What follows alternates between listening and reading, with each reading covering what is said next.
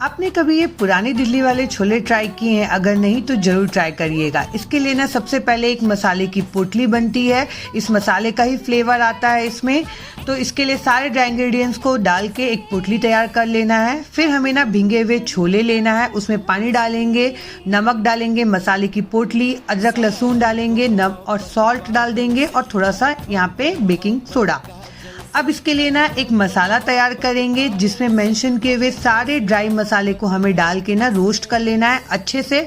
और यहाँ पे ना इसे थोड़ा सा दरदरा सा पीस लेना है, बहुत ज़्यादा पाउडर नहीं बनाएंगे। अब इसके लिए तहरी तैयार करेंगे जिसमें कि ना घी में हम जीरा, अदरक लहसुन का पेस्ट, हींग और कश्मीरी लाल मिर्च डाल के इसे पका लेंगे।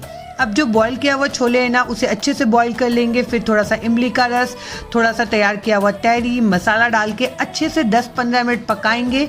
बीच बीच में छोले का पानी डालते जाएंगे और तैयार है आपका छोले। ट्राई कीजिए।